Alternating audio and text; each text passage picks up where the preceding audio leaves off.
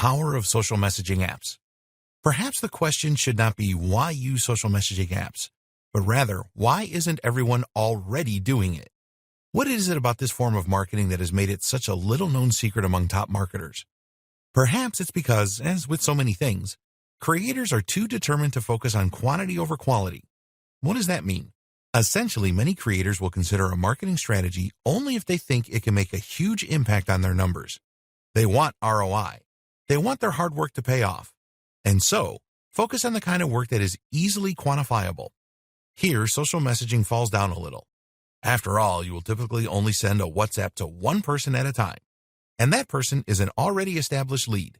It is someone whose number you already have in your database, which means it's someone who already knew about your business.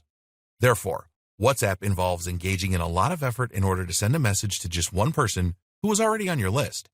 Your numbers don't go up, and your marketing department has nothing to show for their work. Compare that to a single Facebook post, which, in theory, can lead to thousands of new contacts in a matter of hours, and it becomes apparent that social messaging apps just don't have quite the same appeal for a lot of companies. But that is entirely missing the point. The point of social messaging apps is not to try and get a large quantity of new customers. Rather, it is about building the quality of your existing leads, and it's about conversions. Developing relationships. A lead is a customer, client, or potential customer or client that you have a relationship with. This is someone that you can contact, meaning that you own their contact details, and meaning that they are already familiar with your business. In most cases, they should already have given you permission to message them.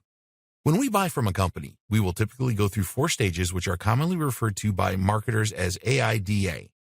That means awareness, interest, desire, action. That's awareness of the product, interest in the product, desire for the product, and then the final purchase. If you think of traditional social media marketing techniques as being predominantly aimed at the first 2 points, social messaging marketing is about the latter 2. What's more is that social messaging helps to increase familiarity, trust, and authority. 3 things that help to lubricate the process and encourage a lead to move from the first stage to the latter. You'll collect leads by making sales, by getting customers to sign up for various newsletters, etc., and through the use of chatbots and comments. We will discuss all of these topics later in the training. But once you have the lead, you can't just expect that to lead to sales. And nor should you immediately dive in and try to sell something. Think of this a little like dating. Imagine that you have noticed someone in a bar, awareness, gotten to talking, interest, and then given them your number. They are now a lead. What do you do next? You message them. Wait for them to message you, and you might well have lost that prospective date entirely. Worse is if you invite them over for sex. They hardly know you. So all they're going to do is get creeped out, delete your number, and potentially call the police if you bother them again. Not good. You can't ask for a big transaction like this without first establishing rapport, trust, and mutual attraction. You know what else doesn't work? Sending the new prospective date a series of automated emails designed to work for every type of person. It's not exactly personal, and they'll smell this a mile off.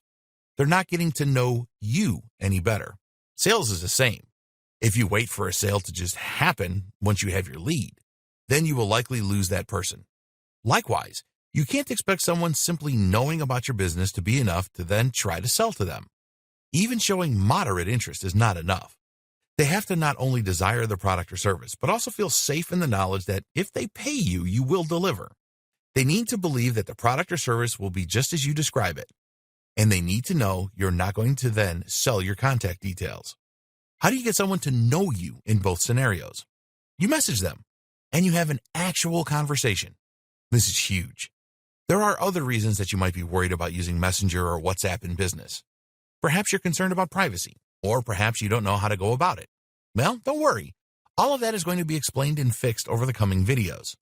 You'll learn how to get people to give you their contact details willingly and then contact you in order to ask just the right questions that will allow you to sell to them. More benefits. Convenience and immediacy. On top of this, text or instant messaging marketing is a form of marketing that occurs right in our pockets. This means you'll be reaching people when they're out and about or when they're browsing the web during the day. This has a much more sensitive temporal aspect.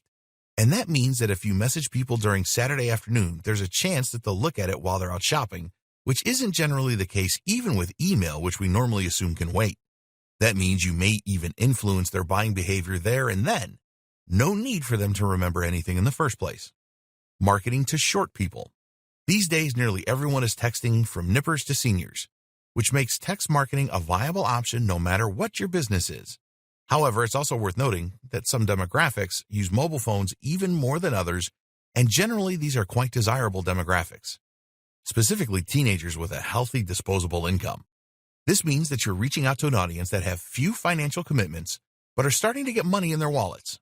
Better yet, most teens these days are using smartphones like iPhones, which means that even if they aren't out shopping, they'll be able to head online and visit your site there and then, especially as smartphones handily turn URLs into hyperlinks that open in the native browser. Combine this with multimedia benefits of smart messaging, and you have a whole world of marketing possibilities. Facebook reach is shrinking. There's another reason that more and more people are turning to Messenger and other forms of instant messaging. Facebook's organic reach has massively shrunk. There was a time that you could post something to your Facebook group, and you would then find that a large number of people who followed you would see it. Today, that's not quite so true. Users started getting fed up with only seeing posts from businesses and never seeing anything from their friends. And as such, Facebook adapted and started showing fewer business posts. The fact that this also drove more companies to use their expensive advertising platform was a nice added bonus. Thus, companies are looking for other ways to reach Facebook's community. And one of the most powerful ways to do that is through instant messaging.